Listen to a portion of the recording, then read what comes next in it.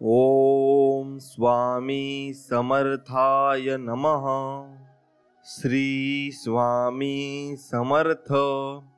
स्वामी भक्तांनो, असे स्वामी समर्थांचे प्रेमळ आणि मनमोहक संदेश मिळवण्यासाठी आपल्या चॅनलला नक्कीच सबस्क्राईब करा आणि बाजूला असलेली घंटी नक्कीच दाबा।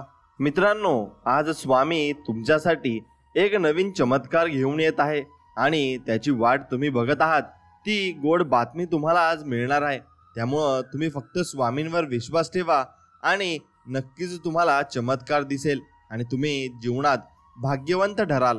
आणि स्वामींकडे तुम्ही एकच प्रार्थना करायची आहे, देवा सरू दे माझे मी पण, तुझ्या दर्शने उजळो जीवन, नित्य करावे तुझेच चिंतन, तुझ्या धुळीचे भाळीभूषण, सदैव राहो ओठांवरती तुझीच रे गुण गाता, हे माझ्या स्वामीनाथा एवढीच कृपा आमच्यावर करा आणि एवढीच ताकद आम्हाला द्या।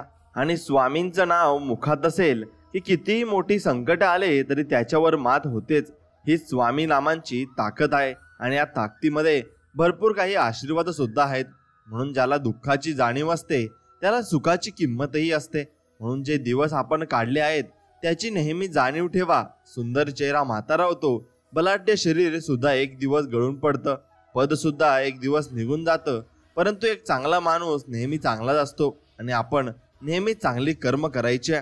स्वामी भक्तांनो, व्हिडिओ पुढे आपण चालू ठेवू त्या अगोदर नक्कीच तुम्ही या व्हिडिओला एक लाईक करा आणि कमेंटमध्ये श्री स्वामी समर्थ, जय जय स्वामी समर्थ नक्कीच लिहा। स्वामी भक्तांनो, कोण म्हणतं स्वामी महाराज दिसत नाहीत? स्वामी दिसतात जेव्हा बाकी काहीच दिसत नाही, तेव्हा फक्त आपल्याला स्वामींचा आधार दिसतो। आणि आयुष्यात कधीही कसली चिंता, काळजी, प्रश्न, भीती किंवा अगदीच एकटेपणा वाटला तर औदुंबराच्या छायेत जायला विसरू नका, कारण त्यापेक्षा मोठा निवारा ब्रह्मांडात कुठेही तुम्हाला सापडणार नाही। आणि हरल्यावर पुन्हा जिद्दीने लढायला प्रेरणा देतात ते आपले स्वामी महाराज आहेत। आणि मन अशांत असताना मायेने डोक्यावरून हात फिरवतात ते माझे स्वामी महाराज आहेत। आणि संकट समयी भिवू नकोस, मी तुझ्या पाठीशी आहे असं म्हणतात ते माझे स्वामी महाराज आहेत।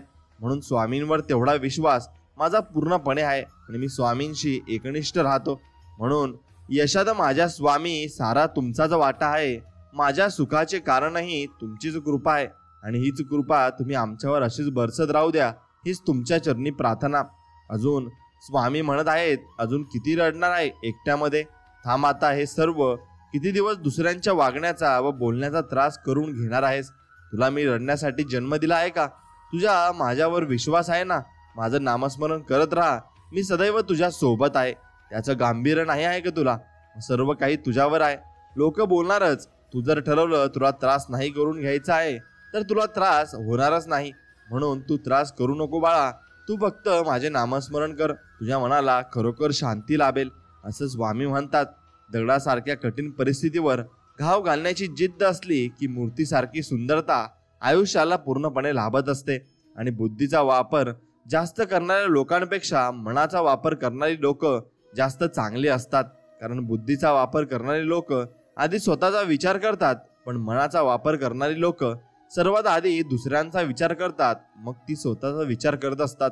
म्हणून अपेक्षा स्वामींकडून ठेवा, लोकांपासून नाही।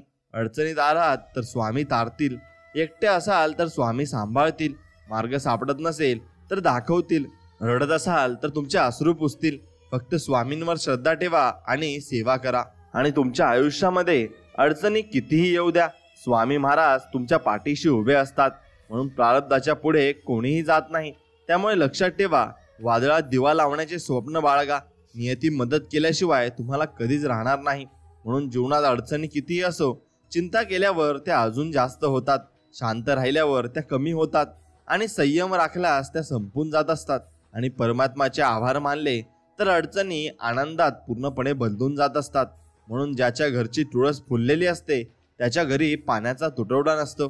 जिथे रोज सायंकाळी दिवे लागण होते तिथे भक्तींची कमतरता नसते। जिथे शुभ करोती होते तिथे संस्काराची नांदी असते। आणि जिथे दान देण्याची सवय असते तिथे संपत्तीची कमी नसते। आणि जिथे माणुसकीची शिकवण असते तिथे माणसांची कमी कधीच नसते।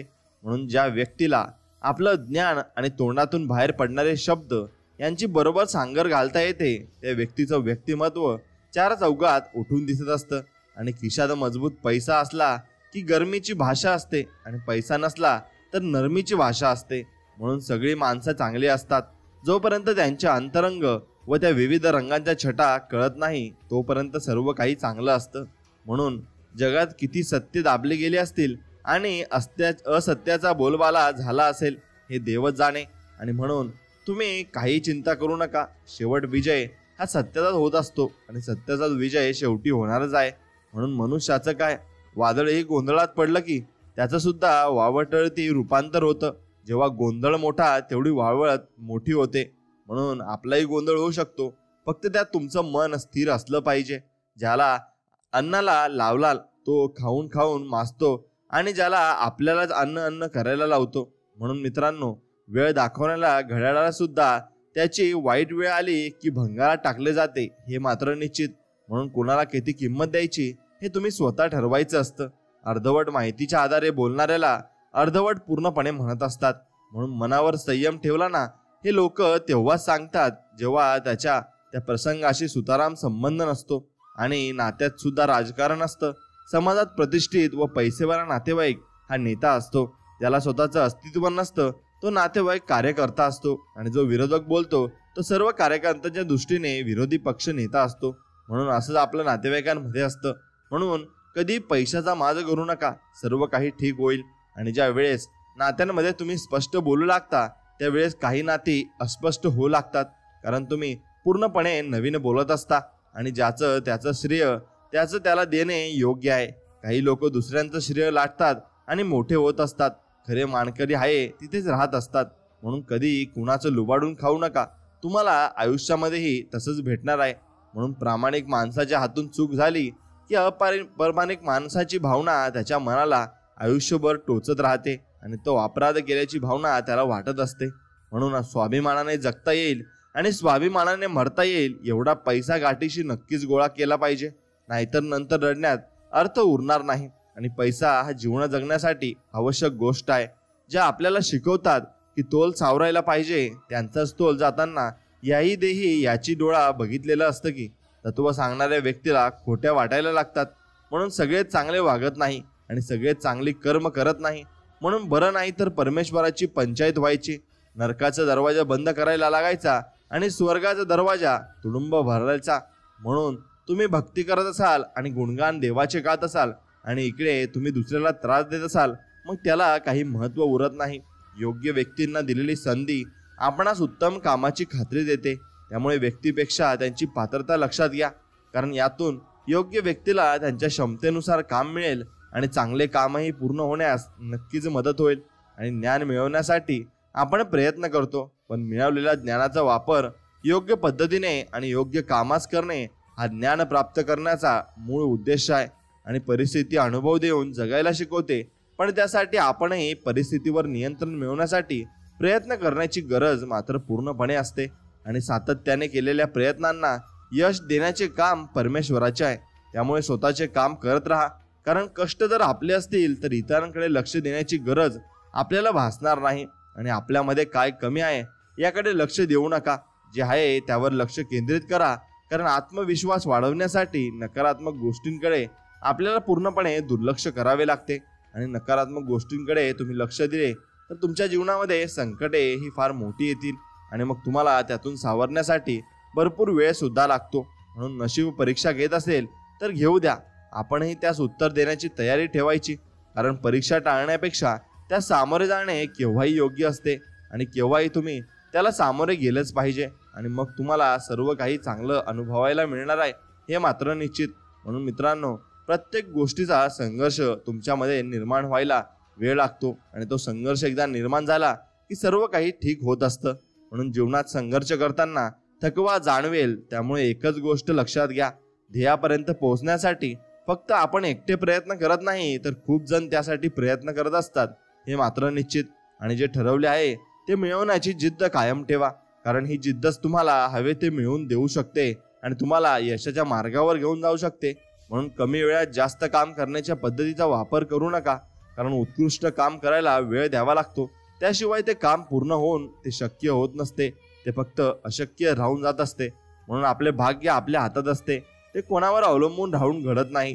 त्यामुळे मेहनत करा, भाग्यही बदलू शकते हे मात्र निश्चित. आणि जीवनात सुखाचा शोध घेणे स्वाभाविक आहे, पण सुखाबरोबर दुःखही जीवनात येते हे न विसरता आपले जीवन जगा. तुम्हाला दुःखही सहन करताच येईल, आणि ते दुःख एकदा सहन केले तर तुम्ही मनाने पूर्णपणे खंबीर होऊन जाल. मग तुम्हाला जीवनामध्ये कुठलेही अपयश मिळणार नाही. प्रत्येक दुःखामध्ये तुम्ही खंबीरपणे उभे राहू शकाल. आणि अपयश आले म्हणून प्रयत्न करणे सोडणे असा विचार आपल्या मनात ठेवू नका, कारण जीवनात कोणतीही परिस्थिती कायमस्वरूपी एकसारखी राहत नाही. त्यामुळे बदल हा निसर्गाचा नियम आहे, यावर फक्त तुम्हाला विश्वास ठेवायचा आहे. एखादे काम करताना आत्मविश्वास निर्माण करायचा असल्यास मनात श्रद्धा ठेवून काम करा, कारण श्रद्धा आपणास सकारात्मक ऊर्जा देते आणि तीच ऊर्जा आपल्याला जीवनात काम करण्यास प्रवृत्त करत असते.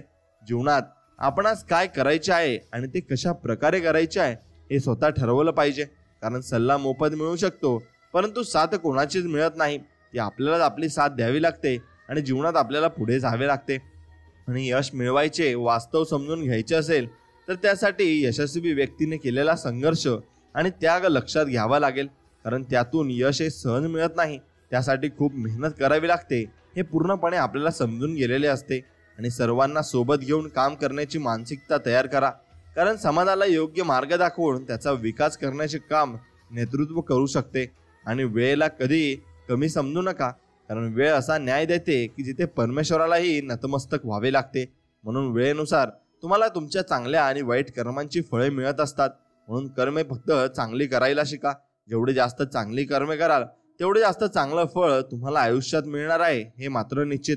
आणि चांगले काम करताना अडचणी आल्या, टीका झाली तरी ते काम करा, कारण त्यातून समाजात योग्य बदल घडून नक्कीच येतील.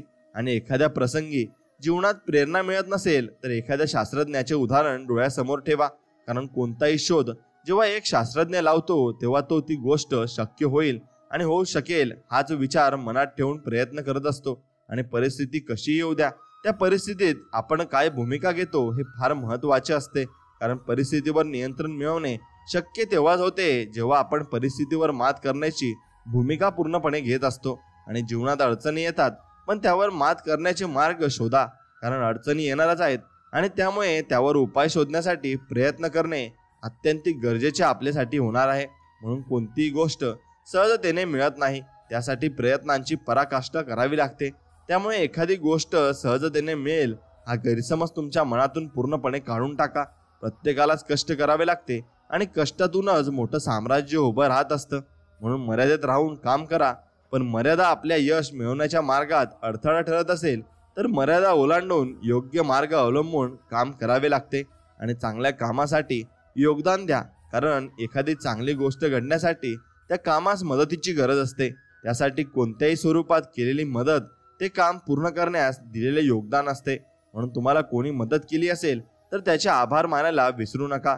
प्रत्येक गोष्टीचे आभार माना, तरच तुम्हाला जीवनामधून चांगल्या गोष्टी प्राप्त होतील.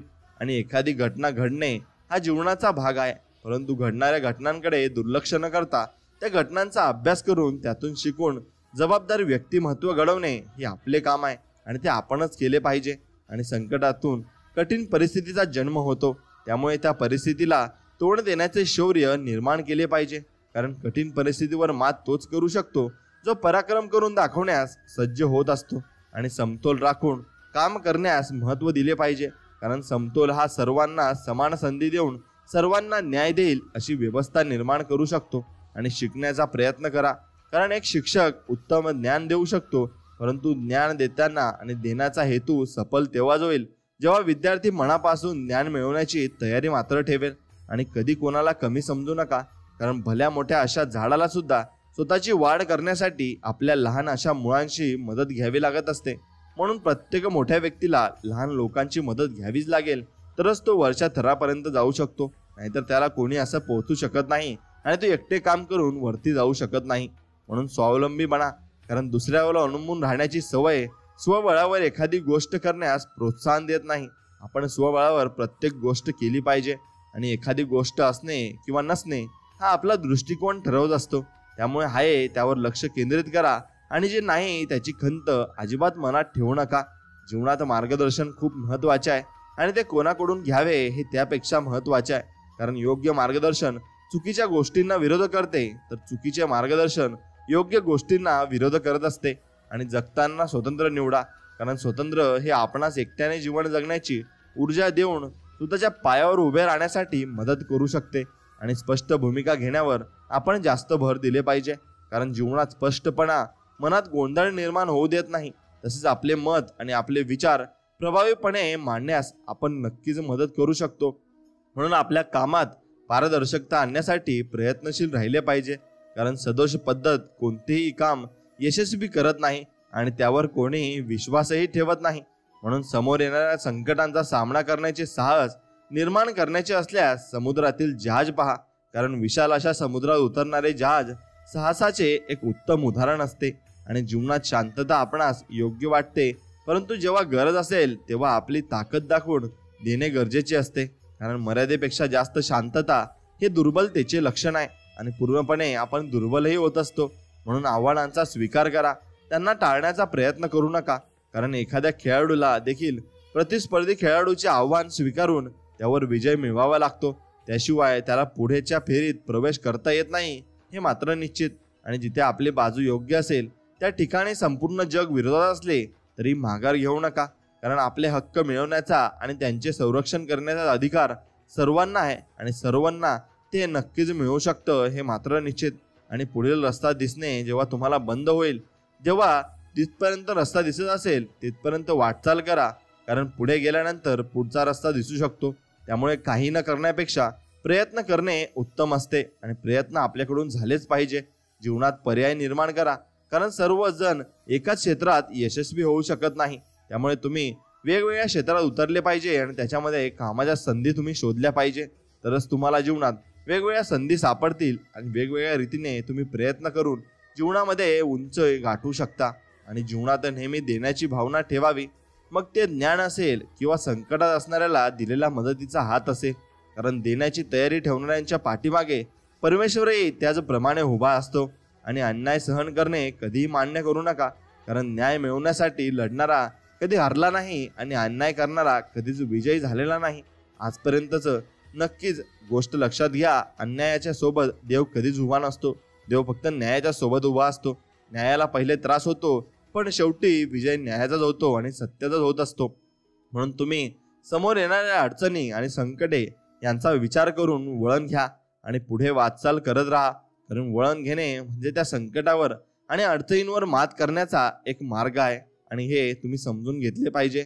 एखादे साम्राज्य निर्माण होण्यामागील संघर्षमय प्रयत्नांचा आणि प्रवासाचा अभ्यास करून त्यांची यशोगाथा नक्कीच तुम्ही वाचा, कारण यातून जी ऊर्जा आणि प्रेरणा मिळेल ती तुम्हाला खूप मौल्यवान असेल आणि खूप मौल्यवान तुम्ही त्यातून गोष्टी शिकू शकता. आणि वेळेतच काम पूर्ण करण्यास महत्त्व दिले पाहिजे, कारण काही गोष्टी ह्या वेळेतच पूर्ण होणे गरजेचे असते. वेळ निघून गेल्यावर त्याचा काहीही उपयोग होत नाही आणि होणार सुद्धा नाही. आणि नवीन गोष्टी शिकायला वेळ दिला पाहिजे, कारण यातून आपण शिकू शकतो आणि आपल्या मनामध्ये उत्साह निर्माण होऊन आळस येत नाही आणि आळस आपला पूर्णपणे निघून जात असतो. कारण एखाद्या कामात प्रावीण्य मिळवण्याचा प्रयत्न केला पाहिजे, कारण प्रत्येक क्षेत्रात त्या कामात परिपूर्ण असलेल्या व्यक्तींना प्राधान्य दिले जाते.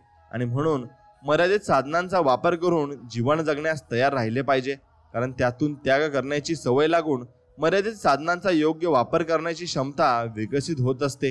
म्हणून मित्रांनो, आपण जर पराक्रमी महान अशा व्यक्तींच्या इतिहासाचा अभ्यास केला, असे दिसून येते की त्यांचे कार्य अद्वितीय आहे आणि त्यामुळे स्वतःची ताकद लक्षात घेऊन काम आपण केले पाहिजे, कारण महान असे व्यक्तिमत्व स्वबळावर लढणारेच निर्माण करू शकतात. आणि ज्या क्षेत्रात काम कराल तर ते असे करा की त्या क्षेत्रातील दिग्गजानेही तुमच्या कामाचे कौतुक नक्कीच केले पाहिजे. आणि जेव्हा कोणताही मार्ग दिसत नसेल, निराश झाला असाल, तेव्हा उठा, जागे व्हा आणि कामाला लागा. यानुसार जगा. तुमच्या जीवनात संजीवनी नक्कीच मिळणार आहे आणि ती संजीवनी मिळाल्यावर तुम्हाला काम करण्यासाठी नवीन प्रोत्साहन नक्कीच मिळेल. आणि ते नवीन प्रोत्साहनच तुम्हाला जीवनामध्ये एवढी प्रेरणा देईल की तुम्ही पुढचं काम करण्यासाठी परत तत्पर राहाल. आणि ध्येय गाठण्याचा आणि गाठताना थकाल तेव्हा न थांबता प्रयत्न करण्यास महत्त्व द्या. त्यासाठी ससा आणि कासवाची गोष्ट लक्षात घ्या. म्हणून तुम्ही थोडे थोडे का होईना दररोज कासवाच्या गतीने चालले पाहिजे. एक दिवशी विजय तुमचाच होणार आहे. आणि आपल्या सभोवतालची परिस्थिती ही आपणास एक चांगली व्यक्ती म्हणून घडविण्यास महत्त्वाची असते. ज्याप्रमाणे जमिनीत पीक येण्यासाठी ती जमीन सुपीक असण्याची परिस्थिती गरजेची असते. म्हणून अपयश पदरी पडल्यानंतर स्वतःवर विश्वास ठेवून पुन्हा नव्याने जीवन जगण्याची आणि जीवनाची सुरुवात करण्याचा प्रयत्न केला पाहिजे. कारण अशाच काळातच खूप व्यक्ती खचून जाऊन प्रयत्न करत नाही आणि प्रयत्नांती परमेश्वर आहे आणि प्रयत्न आपण मनापासूनच केले पाहिजे. म्हणून जीवनात माघार घेण्याचा विचार मनात येईल तेव्हा मंदिरात असलेली मूर्ती पहा, कारण त्या मूर्तीला सुद्धा देवपण प्राप्त होण्यासाठी हातोड्याचे घाव हे सहन करावे लागतात. म्हणून आपण तरी कोण आहोत, आपल्यालाही तसेच घाव सहन करावे लागतील, तेव्हाच आपल्याला मोठे यश मिळू शकते. आणि इच्छाशक्ती असणे हे एका खंबीर मनाचे लक्षण आहे आणि एक खंबीर मन कोणत्याही परिस्थितीशी झुंज देण्याची ताकद देते.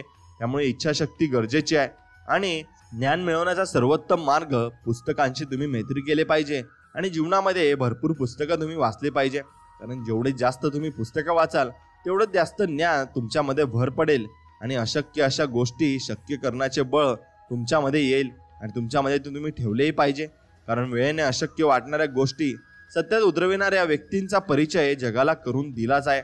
आणि आपल्या जीवनाकडे बघण्याचा दृष्टिकोन कसा आहे यावर आपले जीवन अवलंबून असते.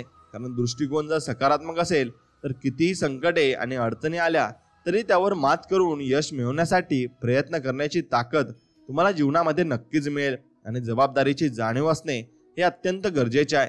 कारण जबाबदारीची जाणीव आपणास ती जबाबदारी प्रामाणिकपणे पार पाडण्यास मदत करते आणि प्रामाणिकपणामुळे सत्याचे रक्षणही पूर्णपणे होत असते. आणि हक्क मिळवण्यासाठी संघर्ष करण्याची तयारी ठेवावी. कारण हक्क मिळाल्याशिवाय आपल्याला स्वतःची ओळख निर्माण करण्याची संधी कधीच मिळत नाही. आणि आशेचा एक किरणही जीवनावर प्रेम करायला शिकवतो. जसे अंधाऱ्या रात्री एका काजव्याची सोबत देखील आधार देणारे आपल्याला वाटत असते. आणि जीवनात मर्यादा ही फार महत्त्वाची आहे. कारण मर्यादेत राहून केलेले कार्य आपल्याला प्रगतीस हातभार लावते. या उलट मर्यादा न पाळल्यास आपले नुकसान पूर्णपणे होत असते. म्हणून नेतृत्व हा गुण आत्मसात करा. कारण एक चांगले नेतृत्व करणारी व्यक्ती समाजाला योग्य दिशा देऊन चांगले काम करण्याची प्रेरणा नक्कीच देऊ शकते. आणि सतत काहीतरी काम करण्यात व्यस्त राहिले पाहिजे. कारण मन एखाद्या कामात गुंतवले तर ते आपल्याला सकारात्मक ऊर्जा देऊन आपले मनोबल नक्कीच वाढवेल. आणि प्रयत्न करणे आपले काम आहे. पुढे यश मिळेल की अपयश हे सर्वस्वी आपल्या हातात नाही. त्यामुळे प्रयत्न करा. कारण अपयश जरी आले तरी अनुभव मिळेल, पण प्रयत्नच केला नाही तर हाती काही लागणार सुद्धा नाही. स्वतःला कमी समजण्याची चूक अजिबात करू नका. कारण वादळात उभे मोठे वृक्ष पडतात, पण लहान रोपटे अशा परिस्थितीत टिकून राहण्याचे धाडस पूर्णपणे दाखवत असतात. म्हणून तुम्ही लहान रोपटे आहेत असे समजा आणि जीवनात पुढे चालत राहा. ज्ञान आणि अनुभव आपल्याला जीवनात खूप मोलाची भूमिका पार पाडतात. कारण ज्ञान हे व्यक्तिमत्व घडवते तर अनुभव हा परिस्थिती कशी हाताळायची हे शिकवत असतो. आणि म्हणून जीवनात संघर्ष अटळ आहे. त्यामुळे संघर्षाच्या काळात न थांबता खचून न जाता मेहनत करून अशा काळावर मात करण्याची शक्ती स्वतःमध्ये विकसित केली की सर्व काही शक्य होत असते. आणि महान अशी ओळख तेव्हाच निर्माण होते जेव्हा आपण आपल्या कर्तव्याशी एकनिष्ठ राहून आपले काम करतो. कारण आपले कर्तव्य पूर्ण करण्याचा प्रयत्नच आपणास महान बनवत असतो आणि जीवनामध्ये पुढे घेऊन जात असतो. म्हणून लक्ष विचलित न होता प्रयत्न करण्याची सवय लावून घ्या. कारण जर आपले यश एखाद्या गोष्टीवर केंद्रित झाले तर आपल्या प्रयत्नांना यश नक्कीच मिळेल. आणि वेळेच्या सदुपयोगाला महत्त्व द्या. कारण जो व्यक्ती वेळ वाया न घालवता वेळेचे योग्य नियोजन करून काम करतो तो त्याचे ध्येय साध्य करू शकतो. आणि पराभव शेवटच्या क्षणापर्यंत मान्य करू नका. कारण आपल्याला विजय मिळवण्यासाठी प्रयत्न करण्याची संधी तोपर्यंत असते जोपर्यंत आपला पूर्णपणे पराभव होऊन जात नाही. आणि जेव्हा कठीण काळ परीक्षा घेईल तेव्हा त्याला उत्तर देण्याचे सामर्थ्य ठेवा. कारण जीवनात कठीण काळानंतर चांगले दिवस येतात, पण त्यासाठी आपल्याला परिश्रम पूर्णपणे घ्यावे लागत असते. आणि स्वतःची ओळख अशी बनवा जी कोणत्याही परिस्थितीचा सामना करून टिकून राहील. कारण कठीण काळात स्वतःचे अस्तित्व टिकवणाऱ्याला कधीही अपयश मात्र येत नाही. आणि आयुष्यात निवड खूप महत्त्वाची आहे.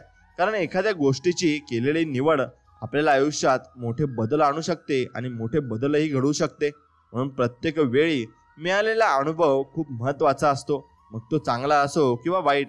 कारण अनुभवाच्या मदतीने आपणास योग्य निर्णय घेऊन भविष्यात होणारे नुकसान नक्कीच टाळता येत असते. आणि स्वतःच्या स्वाभिमानाबाबत कोणतीही तडजोड न करता आपले काम करा. कारण स्वाभिमान बाळगला तरच आपल्या स्वतःचे अस्तित्व निर्माण करता येणे शक्य होत असते. आणि कठीण अशा परिस्थितीवर मात करून विजय मिळवता येतो. कारण मेहनत करणाऱ्याला यश मिळवण्यासाठी नशीब सुद्धा साथ देत असते हे मात्र निश्चित. आणि माघार घेणे कधीही मान्य करू नका, कारण आपल्याला जे मिळवायचे आहे ते आपण तेव्हाच मिळवू शकतो जेव्हा आपण माघार न घेता प्रयत्न करत असतो. आणि जीवनात कोणत्याही गोष्टीची सुरुवात करण्यासाठी आपल्यामध्ये आत्मविश्वास असणे गरजेचे असते, कारण कोणतेही काम यशस्वी होण्यासाठी त्या कामाची सुरुवात करण्याचा विश्वास स्वतःमध्ये निर्माण करणे पूर्णपणे आवश्यक असते. ध्येय साध्य करण्यासाठी केलेले लहान प्रयत्नही महत्त्वाचे असतात, कारण एखाद्या पर्वताच्या शिखरावर पोहोचण्यास आपल्याला लहान अशा पायऱ्याच पूर्णपणे चढाव्या लागत असतात. आणि त्या पायऱ्या चढत गेलं तरच आपण मोठ्या यशापर्यंत नक्कीच पोहोचू शकतो. म्हणून तिथपर्यंत पोहोचण्यासाठी प्रयत्न तर तुम्हाला करावे लागतील हे मात्र निश्चित. आणि प्रयत्न केले तर तुम्हाला सर्व काही गोष्टी प्राप्त होतील. जीवनात संघर्षाच्या काळात खचू नका आणि मागे सरसू नका, कारण संघर्षाचा काळ हा आपणास अत्यंत वाईट परिस्थितीतून मार्ग कसा काढायचा ते शिकवत असतो. तसेच आपल्याला कोणत्याही परिस्थितीत स्वतःचे अस्तित्व टिकवण्याचा अनुभव तो पूर्णपणे देत असतो. आणि भूतकाळाचा कधी विचार करू नका. भूतकाळाचा जास्त विचार आणि भविष्याची चिंता आपल्याला जीवनात आनंदाचे जगण्याची प्रेरणा देऊ शकत नाही, कारण भूतकाळ आपण बदलू शकत नाही आणि भविष्य आपणास माहिती नसते. आपल्यामध्ये सहनशीलता असणे गरजेचे आहे, कारण जीवनातील संकटांना सामोरे जाताना मिळालेले दुःख सहन करून त्यावर मात करण्याची ताकद सहनशीलता असल्याशिवाय अजिबात तुम्हाला मिळणार नाही. आणि प्रतिस्पर्धी ताकदीचा असला ना तरी मैदानात पराभवाला न घाबरता प्रयत्न करण्यास महत्त्व द्या, कारण प्रयत्नांच्या जोरावरच विजय मिळवणे शक्य होते आणि पूर्णपणे शक्य होते. म्हणून कोणत्याही क्षेत्रात यश मिळवण्यासाठी आपल्याला त्या कामाचा सराव करणे गरजेचे असते, कारण एखाद्या कामाचा केलेला सराव हा आपणास ते काम सहजतेने आणि कमी वेळात करण्यास मदत करत असतो. आणि एखाद्या गोष्टीची कल्पना मनात असली तर ती अशक्य आहे असे समजून दुर्लक्ष करू नका, कारण बऱ्याच काल्पनिक वाटणाऱ्या गोष्टी सत्यात उतरल्या आहेत आणि त्या उतरतात सुद्धा. म्हणून जीवनात स्पर्धा ही स्वतःला सिद्ध करण्याची असावी, कारण दुसऱ्याशी तुलना कराल तर स्वतःची ताकद तुमच्या अजिबात लक्ष देणार नाही. म्हणून तुम्ही मेहनत करण्यावर भर द्या. तुम्हाला यश मिळण्यापासून कोणीही थांबू शकणार नाही, कारण जिथे प्रयत्न प्रामाणिक असतात तिथे नशीब सुद्धा तुम्हाला साथ देत असते हे मात्र निश्चित.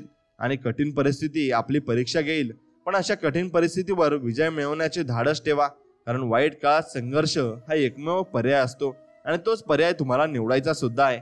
म्हणून ध्येयापर्यंत पोहोचणे जेव्हा अवघड वाटेल ना तेव्हा आपला प्रत्येक प्रयत्न हा ध्येय प्राप्त करण्याच्या दृष्टिकोनातून झाला पाहिजे, कारण आपले प्रयत्नच आपल्याला अशक्य गोष्ट शक्य करण्याची ताकद देतात.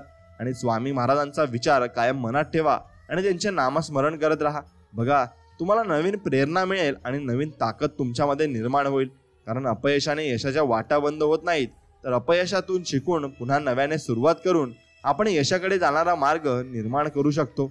आणि मित्रांनो, अत्यंत बिकट परिस्थितीला झुंज देण्याची ताकद स्वतःमध्ये निर्माण केली पाहिजे, कारण वाईट परिस्थितीचा सामना केल्याशिवाय माणसाला चांगले दिवस दिसत नाही आणि ते चांगले दिवस येण्यासाठी त्याला हातोनात मनापासून प्रयत्न करावेच लागतात. आता साहस दाखवून एखादी गोष्ट करण्याचा प्रयत्न करा, कारण साहसी व्यक्तीला नशीब सुद्धा साथ देते हे सत्य कोणीही नाकारू शकत नाही. आणि जीवन साधेपणाने जगण्याचा प्रयत्न करा, कारण साधी राहणे, उच्च विचारसरणी आपल्याला राहणीमान साधे ठेवू नये. उच्च विचारांच्या मदतीने आपण चांगल्या प्रकारचे काम जीवनामध्ये करू शकतो आणि करून दाखवू शकतो. म्हणून जीवनात जर काही करून दाखवायचे असेल तर कधीही प्रयत्न करणे थांबवू नका, कारण पाण्याच्या वाहत्या प्रवाहाला मार्ग सापडतो, पण एका ठिकाणी साठलेले पाणी खराब होते. त्यामुळे न थांबता प्रयत्न करण्याची ताकद तुम्ही निर्माण केली पाहिजे. आणि जीवनामध्ये सकारात्मक दृष्टिकोन ठेवून आपले काम करा, कारण प्रतिकूल परिस्थितीत आपल्याला कठीण काळात संघर्ष करण्याची ताकद देऊन आपल्याला आपल्या सामर्थ्याची जाणीव पूर्णपणे करून देत असते. आणि दबावाच्या परिस्थितीला शरण न जाता सर्वोत्तम प्रयत्न करा, कारण हीच वेळ तुम्हाला स्वतःला सिद्ध करण्याची संधी पूर्णपणे देत असते. आणि चिकाटीने काम करून स्वतःला असे नक्की बनवा की जी गोष्ट तुमच्या मनात आहे ती तुम्ही सहजतेने मिळवू शकाल, कारण बरीच स्वप्ने प्रयत्न न करण्याने अपूर्ण राहत असतात आणि स्वतःवरील विश्वास हाच कायम आपल्यासोबत असणार आहे. त्यामुळे कुठल्याही परिस्थितीत हार न मानता स्वतःवर विश्वास ठेवून जीवन आपण साध्या पद्धतीने आणि चांगल्या पद्धतीने जगले पाहिजे. आणि स्वामी भक्तांनो, स्वामींची भक्ती आणि नामस्मरण आपण नक्कीच केलं पाहिजे. न विसरता दररोज आपण स्वामींचे नामस्मरण केले तर आपल्या जीवाला वेगळी शांती लागते आणि आपली सर्व कामे आणि कष्टकर कामे आपण करत असतो ती पूर्ण होत असतात. हा अनुभव तुम्ही घेतलाच असेल, म्हणून व्हिडिओ आवडला असेल तर व्हिडिओला एक लाईक करा आणि कमेंटमध्ये श्री स्वामी समर्थ नक्कीच लिहा. म्हणून मित्रांनो, आपल्याला जीवनामध्ये वेळेचं व्यवस्थापन करण्याचं तेवढंच महत्त्वाचं आहे. जेवढं तुम्ही सर्व कामे करतात तेवढंच तुम्ही वेळेचं व्यवस्थापन देखील चांगल्या पद्धतीने केलं पाहिजे. तुमचा वेळ कुठे वाया जातोय आणि तुम्ही कुठे वेळ वाया घालवत आहात त्याचं नियोजन करायचं तुमच्या सर्वस्वी हातात आहे आणि तुम्हीच ते करू शकता. म्हणून वेळेचा सर्वश्रेष्ठ उपयोगाचा चौथा सिद्धांत तुम्ही ऐकून घ्या. प्रवासाच्या वेळेचा भरपूर उपयोग करा. यशस्वी व्यक्ती अशी कामे करण्याची सवय लावतात जी कामे अयशस्वी लोक करू पाहत नाहीत. वस्तुतः यशस्वी लोकांनाही ही कामे पसंत नसतात, मात्र आपले ध्येय लक्षात ठेवून त्या नावडत्या कामांपासून ते पळ काढत नाही. प्रत्येक यशस्वी व्यक्ती त्याच्याजवळ असणाऱ्या 24 तासांचा पुरेपूर वापर करू पाहतो. त्याच्या पूर्ण दिनचर्येच्या केंद्रस्थानी वेळेचा भरपूर उपयोग करणे हा विचार असतो. माईक मर्डॉक यांनी म्हटले आहे, तुमच्या भविष्याचे रहस्य तुमच्या दिनचर्येत लपलेले आहे. प्रवास हा तुमच्या दिनचर्येचा एक महत्त्वाचा भाग आहे. आज प्रत्येक व्यक्तीला प्रवास करावाच लागतो, त्यात त्यांना बराचसा वेळ जातो. फरक असा आहे की जेव्हा सामान्य माणूस प्रवास करताना हातावर हात ठेवून बसतो त्यावेळी यशस्वी माणूस आपल्या बहुमूल्य वेळाचा जास्तीत जास्त उपयोग करत असतो. म्हणून वेळाच्या सर्वश्रेष्ठ उपयोगाचा चौथा सिद्धांत आहे, प्रवासाच्या वेळेचा जास्तीत जास्त तुम्ही उपयोग केला पाहिजे. महात्मा गांधी प्रवासात झोप काढू घेत असत, जेणेकरून उठल्यावर ते ताजेतवाने राहतील. आणि नेपोलियन जेव्हा आपल्या सेनेसोबत युद्ध करायला जात असे तेव्हा तो प्रवासात पत्र लिहून वेळेचा उपयोग करीत असे. एडिसन आपला वेळ वाया जाऊ नये म्हणून एवढे जागरूक असत की रेल्वेतून प्रवास करतानाही ते प्रत्येक करण्यात गुंतलेले असत आणि ते प्रयोग करतच असत. आणि मायक्रोसॉफ्टचे संस्थापक बिल गेट्स प्रवासादरम्यान मोबाईलवर आवश्यक फोन करून वेळेचा उपयोग करतात आणि या सिद्धांताला पुष्टी देतात. बिल गेट्सनी तर त्यांच्या गॅरेजमध्ये आफ्रिकेचा नकाशा टांगला होता, जेणेकरून गाडीचे ॲग्रिशन बंद करता किमती सेकंदही वाया जाऊ नये. उलट नकाशा वाचण्यात त्यांचा उपयोग व्हावा. आणि वेळेच्या बाबतीतही सगळे यशस्वी लोक जागरूक असतात, कारण वेळात खूप सामर्थ्य आहे आणि त्याचा सदुपयोग केला तर यशाची संभावना नक्कीच आहे हे त्यांनी ओळखलेले असते. आम्ही देखील प्रवासाच्या वेळेचा फायदा करून घेऊ शकतो. नोकरदार माणसांचा घर ते ऑफिस या प्रवासादरम्यान बराच वेळ जातो, तर सेल्समॅन लोक तर त्याहीपेक्षा अधिक वेळ प्रवासात घालवतात. आणि आपल्याला ही गोष्ट लक्षात घेतली पाहिजे की जर आपण 2.5 तास प्रवासात घालवत असू तर त्याचा अर्थ आपण आपल्या आयुष्याचा 10% भाग प्रवासात जातो. या वेळात काही मौल्यवान काम करून तुम्ही तो सार्थकी लावू शकता. या विचित्र जगण्याचे एक विचित्र सत्य आहे, जे लोक सगळ्यात जास्त मेहनत करतात, स्वतःवर सर्वात जास्त बंधने घालतात आणि एखाद्या ध्येयप्राप्तीसाठी काही आनंददायी गोष्टींचा त्याग करतात, ते सर्वात जास्त सुखी असतात. मित्रांनो, असं बघा, प्रवासात लोक मोबाईलवर गाणे ऐकत बसतात किंवा वर्तमानपत्र वाचत गप्पा मारत वेळ घालवतात. मात्र या वेळात प्रेरणादायी पुस्तके वाचत, शैक्षणिक ध्वनिफिती ऐकून किंवा तत्सम काही काम केल्याने ध्येयपूर्तीकडे ते अधिक वेगाने जाऊ शकतात आणि हे त्यांना कळत नाही. अभ्यास दर्शवतात की विक्रेत्यांच्या कामातील 45% वेळ हा प्रवास करण्यात जातो. उघडच आहे, जो सेल्समॅन प्रवासादरम्यान या वेळेचा सदुपयोग करू शकतो तो त्यांच्या इतर साथीदारांपेक्षा तुलनेने अधिक यशस्वी होतो. म्हणून वाट बघायला आपल्यापैकी कोणालाच आवडत नाही, मात्र कधी कधी आपला नाईलाज असतो. बस, ट्रेन किंवा कोणतरी व्यक्तीची वाट बघायची वेळ आपल्यावर येते. यासाठी आपल्याकडे अशा काही किरकोळ गोष्टींची यादी तयार करावी ज्या आपण वाट पाहताना वेळात उरकू शकतो. आपल्या ब्रीफकेसमध्ये जशी छोटीशी मोठी कामे तयार असतील तर वाट बघणे त्रासदायक होणार नाही आणि त्याचवेळी कामेही तुमची पूर्णपणे होऊन जातील. जर तुम्हाला वेळाचे मोल नसेल तर तुमचा जन्म प्रसिद्धीसाठी झालेला आहे. म्हणून प्रसिद्ध ब्रिटिश ॲस्ट्रोफिजिसिस्ट हमेस बोर्डनी यांना इतका प्रवास करावा लागे की या वेळात ते ऑफिसचे कामे करून टाकत. एकदा एका युरोपियन विमानतळावर विमानाच्या उड्डाणाला विलंब झाला. त्यावेळी त्यांनी त्यांचा एक रिसर्च पेपर लिहून पूर्ण केला. याला म्हणतात प्रवासादरम्यान वेळेचा सदुपयोग. आणि जेव्हा तुम्हाला एखादे काम करण्याची प्रबळ इच्छा होते तेव्हा वेळ मिळतोच. या बाबतीतही फ्रेडरिक नीत्शे यांचे वाक्य लक्षात ठेवा, जेव्हा एखाद्या माणसाकडे ठेवायला जास्त सामान असते तेव्हा दिवसाच्या पोशाखाला 100 खिसे असतात. आणि तुम्ही वेळाकडे लक्ष दिलेत तर वेळही तुमच्याकडे लक्ष नक्कीच देईल. आपल्याला दररोज 2 कामांच्या मध्ये थोड्या वेळाची अवधी मिळत असतात आणि बहुतांश लोक तो वेळ वाया घालवत असतात. म्हणून मित्रांनो, वेळेवर लक्ष द्या आणि वेळ वाया कधीच घालवू नका. वेळ वाया घालवाल तर त्याचे परिणाम तुम्हाला पूर्णपणे भोगावे लागतील आणि मग तुम्ही त्या वेळेचा अपमान करत आहात असा त्याचा अर्थ पूर्णपणे होऊन जातो. म्हणून वेळेचा कधी अपमान करू नका. वेळाच्या सर्वश्रेष्ठ उपयोगाचा 5वा सिद्धांत मी तुम्हाला सांगतो. इतरांवर कामे सोपवा. डेलिगेशन. छोट्या उद्योजकांना टाइम मॅनेजमेंट हा विषय म्हणजे डोकेदुखी असते, कारण छोट्या कामांपासून ते मोठ्या कामांपर्यंत सगळी कामे त्यांना स्वतःलाच करावी लागतात. कोणीही माणूस एकटा सगळे काही करू शकत नाही. तरी मात्र अनेक जण स्वतः सगळी कामे करण्याचा प्रयत्न करतात, ते त्यात यशस्वी होत नाहीत. हे उघडच आहे. प्रत्येक व्यक्तीला असेच वाटते की आपली महत्त्वाची कामे आपणच करावीत. मात्र एका विशिष्ट पातळीवर तुम्ही पोहोचलात की त्यापुढे यश मिळवण्यासाठी दुसऱ्यावर काम सोपवणे अपरिहार्य होते. आणि व्यवसायाच्या सुरुवातीला ती व्यक्ती सारे काम स्वतः करेल ते ठीकच आहे, परंतु एकदा का बिझनेस वाढू लागला की सहकाऱ्यांशिवाय प्रगती होऊ शकत नाही. अशा वेळी जर त्याने योग्य सहकारी शोधून त्यांच्यावर कामे सोपवणे तंत्र अंमलात आणले तर तो प्रगती करू शकतो. जर तो हे करायला शिकला नाही तर भविष्यात त्याच्या प्रगतीची शक्यता धूसर होत असते. मात्र दुसऱ्यांवर महत्त्वाचे काम सोपवणे ही सोपी गोष्ट नाही. दुसऱ्या व्यक्तीशी बुद्धी, क्षमता आणि निष्ठा यावर विश्वास टाकणे सोपे नाही. मात्र मोठे यश मिळवायचे असेल तर असे करणे अपरिहार्य आहे. त्यानंतरच तुम्हाला खरे यश मिळू लागते, कारण तुमच्या कामाचा भार सांभाळायला कोणतरी तुमच्याबरोबर असते आणि तुमच्याजवळ आता एक टीम तयार आहे. त्यामुळे तुम्हाला अधिक वेळ मिळतो, ज्याचा उपयोग करून तुम्ही आणखी वेगाने तुमच्या ध्येयापर्यंत पोहोचू शकता. म्हणूनच वेळाच्या सर्वश्रेष्ठ उपयोगाचा 5वा सिद्धांत आहे इतरांवर काम सोपवा. आणि इतरांवर काम सोपवले की तुमचा वेळ बहुतांश पद्धतीने वाचू शकेल आणि तो वेळ वाचला की त्या वेळेचा उपयोग तुम्ही चांगल्या पद्धतीने करू शकाल. पण बहुतांश लोकांची समस्या म्हणजे ते सगळी कामे स्वतःच करायला जातात. दुसऱ्यांवर काम सोपवणे त्यांना जड जाते. त्यांना वाटते यांच्यापेक्षा मीच हे काम चांगल्या प्रकारे करू शकतो किंवा त्यांच्यापेक्षा मी हे काम झटकट पूर्ण करू शकतो. त्यांना हे समजत नाही की मोठे यश मिळवायचे असेल तर त्यांना दुसऱ्यावर काम सोपवायचे लागेल आणि मग ते त्यांना आवडो किंवा ना आवडो. प्रगतीच्या मार्गावर एक असे वळण येते की भविष्यातील प्रगतीसाठी दुसऱ्यांवर काम सोपवण्याशिवाय पर्याय नसतो. म्हणून दुसऱ्यांवर काम सोपवण्याची कला शिकून घेणे चांगले आहे. आणि काम सोपवण्यासाठी तुम्हाला फक्त एवढेच करायचे आहे, एखादी योग्य व्यक्ती शोधून त्यांच्यावर काम सोपवायचे आहे आणि म्हणजे ते काम चांगल्या प्रकारे करायची क्षमता आणि इच्छा असलेली व्यक्ती शोधायची आहे. मग त्याला काय करायचे, कसे करायचे आणि कधीपर्यंत करायचे हा तपशील द्या. त्यानंतर तुम्ही त्याला किती तारखेला काम दिले आणि ते कधी पूर्ण करून घ्यायचे आहे त्याची नोंद डायरीत करा. डेलिगेशन किंवा काम सोपवणे इतके सोपे आहे. जी माणसे छोटी छोटी काम करण्यात गुरफटलेली असतात ती माणसे मोठी कामे करू शकत नाही. सोपवलेल्या कामाच्या प्रगतीवर देखरेख करणे चांगली गोष्ट आहे, पण त्यात तुमचा वेळ वाया जातो आणि समोरच्या माणसाला आपल्यावर विश्वास नाही या भावनेने वाईट वाटते. याकडेही लक्ष असू द्या. काम सोपवण्याच्या कलेत तरबेज होण्यासाठी दोन्ही गोष्टींची गरज आहे.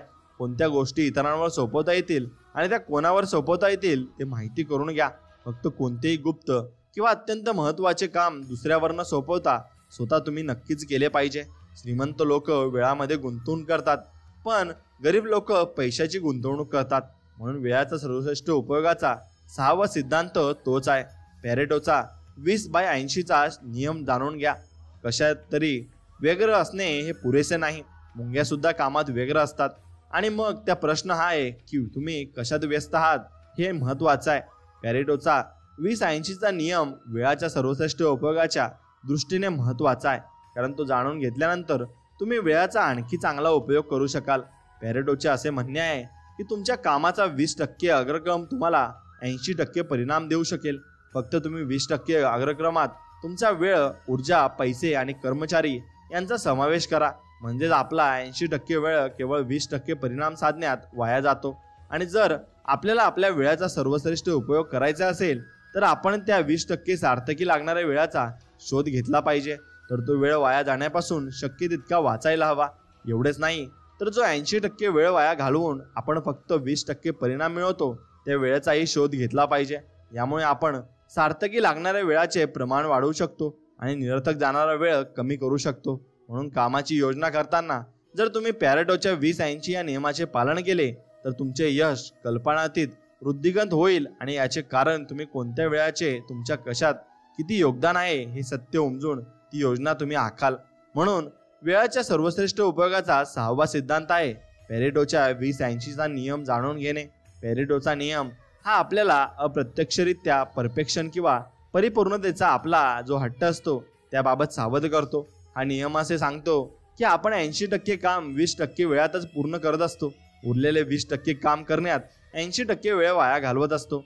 हा वेळ वाया जाणं अशासाठी जातो कारण आपल्याला ते आदर्शरित्या करायचे असते. कितीतरी वेळ परफेक्शनचा आग्रह वेळाचे नुकसान होण्यास कारणीभूत ठरते आणि त्यामुळे त्या व्यक्तीला अपयश येते. जर तुम्हाला असे वाटत असेल की एवढी मेहनत करून देखील यश पदरात पडत नाहीये, तर तुम्ही पॅरेटोचा सिद्धांत वापरून बघा. त्यामुळे आपण कोणत्या कामावर किती कष्ट घेत आहोत ते तुम्हाला कळेल. असं पहा, जीवनात तुम्ही किती मेहनत करता ते महत्त्वाचे नसून ती मेहनत किती हुशारीने आणि चातुर्याने करता ते महत्त्वाचे असते. यश मिळवण्यासाठी हे जाणून घेणे अत्यंत महत्त्वाचे आहे की तुम्ही तुमच्या लक्ष्य प्राप्तीसाठी किती वेळ घालवत आहात आणि छोट्या छोट्या कामात किती वेळ वाया घालवत आहात. बऱ्याच वेळा असे होते की आपण आपला वेळ छोट्या छोट्या कामात घालवत असतो. आपल्याला असे वाटत असते की आधी सोपी सोपी छोटी कामे आटपून घ्यावीत, मग शांतपणे महत्त्वाच्या मोठ्या कामांकडे वळावे. मात्र नंतर आपल्याला ही त्रासदायक जाणीव होते की मोठ्या आणि महत्त्वाच्या कामांना आपल्याकडे आता वेळच उरला नाही. जर तुम्ही पॅरेटोचा सिद्धांत लक्षात ठेवलात तर असे कधीच होणार नाही. जर तुम्हाला तुमची परिस्थिती बदलायची असेल तर वेगळा विचार करून नक्कीच बघायला लागेल. आणि शास्त्रांचे ज्ञान अमर्यादित आहे आणि शिकण्याचे विषय अनंत आहेत. मात्र आपल्याकडे वेळ मर्यादित आहे आणि शिकण्याच्या मार्गात अनेक अडचणी आहेत. म्हणूनच शिकण्यासाठी महत्त्वाची गोष्टच निवडा. जसा हंस दुधातील पाणी सोडून फक्त दूधच पित असतो, त्याचप्रमाणे तुम्ही नीट राहिलं पाहिजे असे चाणक्य म्हणतात. म्हणून वेळेचा सर्वश्रेष्ठ उपयोगाचा सिद्धांत तुम्ही जाणून घ्या, तो म्हणजे पार्किन्सनच्या नियमाचा लाभ घ्या. पार्किन्सनच्या नक्कीच वाईट बातमी अशी आहे की वेळ उडतो. चांगली बातमी अशी आहे की तुम्ही त्याचे पायलट आहात. म्हणून वेळाच्या सर्वश्रेष्ठ उपयोगासाठी पार्किन्सनचे नियम जाणून घेणे अत्यंत आवश्यक आहे. पार्किन्सनच्या नियम आहे की कामासाठी जेवढा वेळ असतो तेवढे ते काम पसरते. याचाच अर्थ असाही होतो की आपले जेवढे काम आहे त्यानुसार आपला वेळ आग्रक असतो किंवा विस्तारतो. म्हणजे आपण जर कमी वेळात जास्त काम करण्याची योजना आखली तर वेळ प्रसरण पावतो आणि सगळे कामे तेवढ्या अवधीतच पूर्ण होतील. या उलट आपण जर जेवढ्या वेळातच कमी कामे करण्याची योजना केली तर वेळ आकुंचन पावतो आणि तेवढ्याच वेळात आपण कमी काम करतो. म्हणूनच वेळाच्या सर्वश्रेष्ठ उपयोगाचा 7वा सिद्धांत आहे पार्किन्सनच्या नियमाचा लाभ घ्या. लक्ष जेवढे मोठे असेल तेवढीच प्राप्तीही मोठी असेल. एक दिवसीय क्रिकेट मॅचचे उदाहरण पहा. जेवढी दुसरी टीम पहिल्या टीमने केलेल्या धावांचे लक्ष्य पूर्ण करण्याच्या मागे असते, तेव्हा त्याला जिंकण्यासाठी 50 ओव्हर्समध्ये 225 धावा करायच्या आहेत किंवा 275 धावा करायच्या आहेत, या गोष्टीने काही फरक पडत नाही. लक्ष्य काही असले तरी साधारणपणे ते शेवटच्या 3-4 ओव्हर्समध्ये पूर्ण केले जाते. महत्त्वाची गोष्ट अशी आहे की दुसरी टीम तेवढ्याच वेळात आपले लक्ष्य पूर्ण करते. मग ते लक्ष्य छोटे असो किंवा मोठे. हेच तुमच्या माझ्या बाबतीतही खरे आहे. जी व्यक्ती मोठे लक्ष्य डोळ्यासमोर ठेवते ती व्यक्ती आपल्याला मर्यादित वेळेच्या सर्वश्रेष्ठ उपयोगात करण्यात यशस्वी होते. याउलट छोटे लक्ष असणारी व्यक्ती मर्यादित वेळेचा मर्यादित स्वरूपातच उपयोग करू शकते. याचे आणखी एक उदाहरण बघूया. जेव्हा आपल्याला पर्यटनाला किंवा सुट्टीवर जायचे असते तेव्हा त्याआधी काही दिवस आपण घराची किंवा ऑफिसची कामे पूर्ण करण्याचा धडाकाच लावतो आणि नेहमीपेक्षा दुप्पट किंवा तिप्पट कामे आपण उरकतो. आपण फटाफट कामे उरकतो आणि थोड्या वेळात खूप कामे करतो, कारण आपल्याला ठरवलेल्या वेळात कामे संपवून सुट्टीचा आनंद अनुभवायला जायचे असते. त्यावेळी आपल्याकडे वेळ कमी आणि कामे जास्त असतात, तरी आपण ती पार पाडतो कारण आपल्यापुढे लक्ष स्पष्ट असते. त्यामुळे आपण ती पूर्ण करू शकतो आणि ही कार्यपूर्ती पार्किन्सनच्या नियमाच्या नुसार आणि मुळे शक्य होत असते. म्हणून ज्याला उंच उडी मारायची असते त्याला लांब धावायला लागते सुद्धा. म्हणून आपले आवडते काम पटापट होते. याउलट जेव्हा एखाद्या कामात आपल्याला रस नसतो तेव्हा तेच काम करायला वेळ लागतो. म्हणून असे म्हटले जाते की आपल्याला कामावर प्रेम करणारा आणि असणारा नशीबवान माणूस कमी वेळात जास्त काम करू शकतो, अधिक चांगल्या प्रकारे करू शकतो आणि म्हणूनच अधिक यशही मिळवू शकतो. म्हणून प्रत्येक दिवस अशा प्रकारे जगा जणू तो तुमच्या आयुष्याचा शेवटचा दिवस आहे. मित्रांनो, आणि पुढचा सिद्धांत असा आहे की तुमच्या सर्वश्रेष्ठ वेळात तुम्ही काम केलं पाहिजे आणि ते करायलाच हवं. सगळ्यात महत्त्वाच्या गोष्टी सर्वात बिनमहत्त्वाच्या गोष्टीच्या भरोशावर कधीही सोडू नयेत. मित्रांनो, टेलिव्हिजनवरचा प्राईम टाईम म्हणजे रात्री 8 ते 10ची वेळ. या वेळात जाहिरातीची किंमत सर्वात जास्त असते. जाहिरातीसाठी तेवढ्याच वेळाच्या असतात, मात्र त्यांची किंमत वाढते. त्यांचे प्रसारण प्राईम टाईममध्ये होत असल्याने जास्त प्रेक्षक त्या बघत असतात. म्हणूनच त्यांची किंमत जास्त असते. आणि टेलिव्हिजनचा जसा प्राईम टाईम असतो तसाच आपल्याही वेळेचा प्राईम टाईम असतो. आणि आपल्या रोजच्या दिनक्रमातले 24 तास एकसारखे नसतात. दिवसाच्या एखाद्या खास वेळाला आपली ऊर्जा, विचारशक्ती, उत्साह आणि कार्यक्षमता इतर वेळाच्या तुलनेने अधिक असते. म्हणून कामाच्या स्वरूपाची वेळाच्या आकुंचन प्रसरणाचा संबंध बहुतेक लोकांसाठी सकाळचा वेळ प्राईम टाईम असतो. त्या वेळात ते मोठी मोठी कामे चुटकीसरशी करतात. मात्र प्रत्येक व्यक्तीचा प्राईम टाईम वेगळा असतो, हे लक्षात ठेवा. काही लोकांसाठी रात्रीचा वेळ तर काही लोकांसाठी दुपारचा वेळ प्राईम टाईम असू शकतो. तुमचा प्राईम टाईम सकाळचा असेल किंवा दुपारचा, महत्त्वाचे ते आहे की तुम्हाला ओळखता आले पाहिजे. आणि तुमचा प्राईम टाईम कोणता आहे ते ओळखणे यासाठी आवश्यक आहे की त्यानुसार तुम्ही वेळाचा सर्वश्रेष्ठ उपयोग करू शकाल. तुमची सर्वांची महत्त्वाची आणि रचनात्मक कामे तुम्ही या वेळात चांगल्या प्रकारे आणि जलद गतीने करू शकाल. आपल्या प्राईम टाईममध्ये छोटी मोठी कामे करण्यात वेळ वाया घालवू नका, कारण ती कामे तर तुम्ही इतर वेळेही करू शकता. म्हणूनच वेळाच्या सर्वश्रेष्ठ उपयोगाचा 8वा सिद्धांत आहे आपल्या प्राईम टाईममध्ये महत्त्वाची कामे करणे. जर तुम्ही सकाळच्या वेळात उत्साही, ऊर्जेने भरलेले आणि तल्लख असाल तर मग याचा अर्थ सकाळचा वेळ तुमचा प्राईम टाईम आहे. आणि एका अर्थी तुम्ही भाग्यवान आहात, कारण दुपारी तुम्ही एक डुलकी काढली तर तुम्हाला एका दिवसात 2 सकाळी मिळतील. आणि दुपारच्या डुलकीनंतर तुम्हाला परत उत्साही, ताजेतवाने वाटेल, जणू काही परत सकाळ झाली आहे. म्हणून मित्रांनो, योग्य वेळेला दगड फेकणे हे चुकीच्या वेळी सोने देण्यापेक्षा अधिक योग्य आहे. बऱ्याच वेळेला वेळाच्या मात्रेत आणि गुणवत्तेत काही थेट संबंध नसतो, हे लक्षात घेतले जात नाही. कितीतरी वेळ एका तासातच इतके काम होते की दिवसभरातही होत नाही. त्यामुळे वेळाच्या मात्रेपेक्षा त्याची गुणवत्ता आणि घनता अधिक महत्त्वाची असते, हे लक्षात ठेवा. कामाचे खूप तास महत्त्वाचे नाहीत, त्या वेळात किती ठोस काम होत आहे ते महत्त्वाचे आहे. यालाच इंग्लिशमध्ये क्वालिटी टाईम असेही म्हणतात. लक्षात ठेवा, दिवसाचे 8 तास काम करण्याचे लक्ष्य असलेली व्यक्ती जास्तीत यशस्वी होत नाही, तर दिवसभरात 8 किंवा 9 कामे करण्याची लक्ष्य असलेली व्यक्ती जास्त यशस्वी होते. या दोघांमध्ये फरक एवढाच आहे की पहिली व्यक्ती कालावधीला जास्त महत्त्व देते, तर दुसरी व्यक्ती वेळाच्या गुणवत्तेला जास्त महत्त्व देते. आणि त्यामुळेच त्यांच्या यशात जबरदस्त फरक पडत असतो. आपली प्राथमिकता तपासा आणि स्वतःला विचारा की माझ्याजवळ या वेळाचा सर्वात चांगला उपयोग कोणता होणार आहे. आणि वेळाच्या सर्वश्रेष्ठ उपयोगाचा सिद्धांत असा पुढचा आहे की स्वतःला शिस्त आपण लावलीच पाहिजे. जो माणूस 1 तास जरी वाया घालवण्याचे धाडस करत असेल त्याला जीवनाचे मोल समजले नाही आणि तो जीवनाचे मोल समजूही शकत नाही.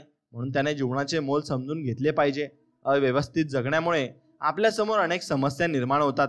सगळ्यात मोठी समस्या म्हणजे आपला वेळ अनावश्यकरित्या वाया जातो, आपणच त्याला जबाबदार असतो.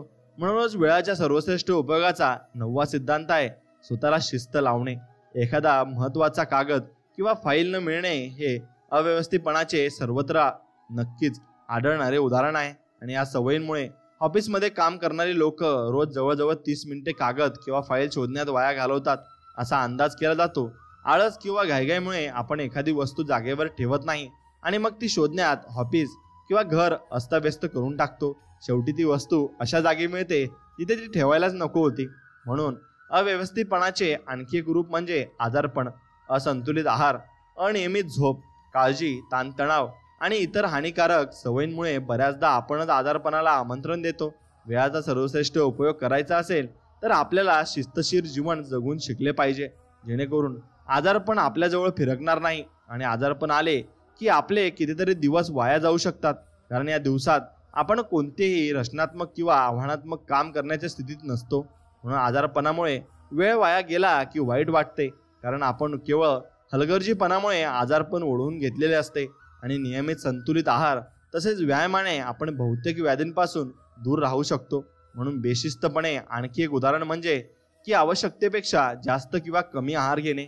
जास्त खाल्ले की आपल्याला सुस्ती येते, आपली एकाग्रता आणि ऊर्जा कमी होते, परिणामतः आपण चांगल्या प्रकारे काम करू शकत नाही.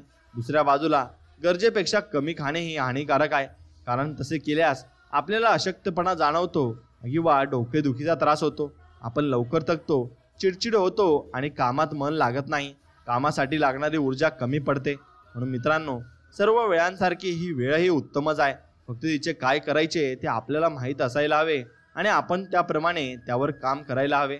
त्यावर आपण मनापासून काम केले तर त्या गोष्टीत आपण नक्कीच सफल होऊ आणि नक्कीच आपण जीवनामध्ये पुढे जाऊ.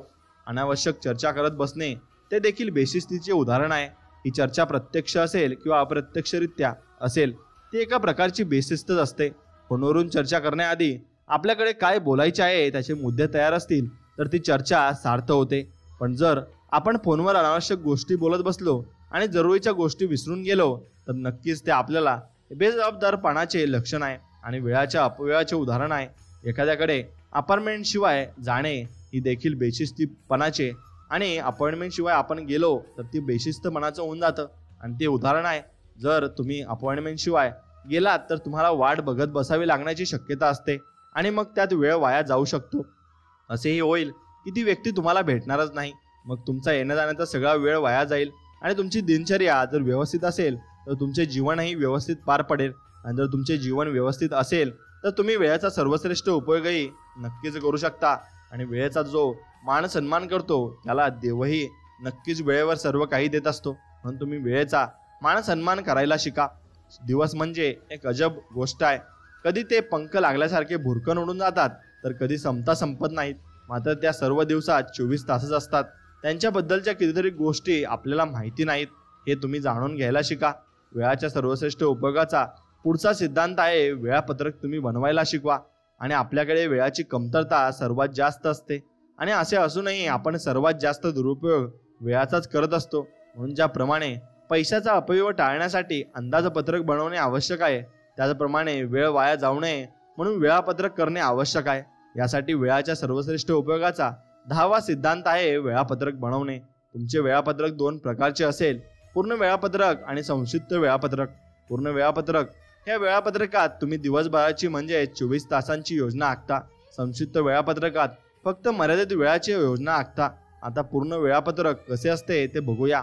आता 8 तास तुमची झोप आणि स्नान असते, 2 तास नाश्ता, दुपारचे जेवण आणि रात्रीचे जेवण असते, 2 तास टीव्ही बातम्या, वर्तमानपत्र हे सर्व काही असतं, 1 तास ऑफिसमध्ये जाणे येणे प्रवासात जातो आणि लागणारा वेळ असतो, 1 तास म्हणजे सामाजिक जीवन, 2 तास म्हणजे कुटुंबासाठी वेळ, 8 तास म्हणजे कामकाज आणि नोकरी. आता संक्षिप्त वेळापत्रक हे या वेळापत्रकात तुम्ही पूर्ण दिवसाची योजना न बनवता फक्त आपल्या कामाचा किंवा व्यवसायाच्या तासांची योजना बनवता. समजा तुम्ही दररोज 8 तास काम करणार आहात तर तुम्ही स्वतःला सांगता की मी सकाळी 9 वाजल्यापासून दुपारी 1 वाजेपर्यंत आणि दुपारी 2 वाजल्यापासून ते संध्याकाळी 6 वाजेपर्यंत काम करीन. यात तुम्हाला इतर कामांची आखणी नसते, यात फक्त कामांच्या तासांची आखणी असे. म्हणून जर एखादा दिवस किंवा एखादा आठवडा तुमच्याकडे नेहमीपेक्षा जास्त काम आले तर ते पूर्ण करण्यासाठी तुम्ही तुमच्या वेळापत्रकातील 1-2 तास वाढवू शकता. कोणत्याही योजनेशिवाय आयुष्य जगणे म्हणजे कोणाबरोबर तरी बसून टेलिव्हिजन बघण्यासारखे आहे. टीव्हीचा रिमोट कंट्रोल त्या व्यक्तीच्या हातात असेल. म्हणून मित्रांनो, अशा परिस्थितीत तुम्ही स्वतःशी म्हणाल मी सकाळी 9 वाजल्यापासून ते दुपारी 1 वाजेपर्यंत आणि दुपारी 2 वाजल्यापासून ते संध्याकाळी 7 ते 8 वाजेपर्यंत काम करीन. संक्षिप्त वेळापत्रक बनवणे आणि त्यांचे पालन करणे सोपे आहे आणि सुरुवातीला शिस्त लागण्याच्या दृष्टीने चांगले आहे. म्हणून व्यावसायिक लक्ष्य पूर्ण करण्यासाठी हा एक योग्य मार्ग आहे. मात्र एक गोष्ट लक्षात ठेवा, संक्षिप्त वेळापत्रक तुम्हाला फक्त एका दिशेने काम करताना यश देते तर पूर्ण वेळाचे वेळापत्रक तुम्हाला जीवनाच्या प्रत्येक क्षेत्रात तुम्हाला यश देईल, कारण ते संतुलित आणि संपूर्ण असते आणि सर्व काही वेळाच्या व्यवस्थापनाच्या योजनेपासून सुरू होते. म्हणून मित्रांनो, वेळाच्या सर्वश्रेष्ठ उपयोगाचा सिद्धांत तुम्ही लक्षात घेतला पाहिजे. कर्म करत राहा आणि कर्मानुसार तुम्हाला फळ नक्कीच मिळते आणि कर्मानुसार आपल्याला सगळ्यांनाच चांगलीच फळे मिळणार आहे या आशेवर तुम्ही कर्म करत राहायचे आहे. वेळाच्या वाळूवर पायांचे ठसे नुसते बसून उमटणार नाहीत. उत्तम लक्ष, सर्वोत्तम योजना असूनही तुम्हाला अपयश येऊ शकते आणि जर तुम्ही त्याची अंमलबजावणी केली तर कर्म हे जादूचं तत्व आहे आणि ते तुम्हाला निश्चित यश देईल. म्हणूनच वेळाच्या सर्वश्रेष्ठ उपयोगाचा 11वा सिद्धांत आहे कर्म करत राहा.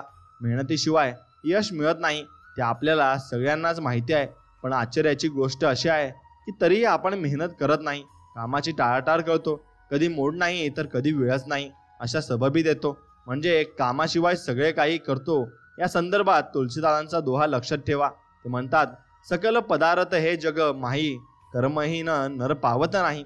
मग याचा अर्थ जगात सगळ्यात वस्तू मिळू शकतात, मात्र कर्म न करणाऱ्या माणसाला त्या प्राप्त होत नाहीत आणि त्या होणार सुद्धा नाहीत, कारण तो कर्म चांगली करत नाही आणि त्याला कामे टाळण्याचा नक्कीच आळस असतो.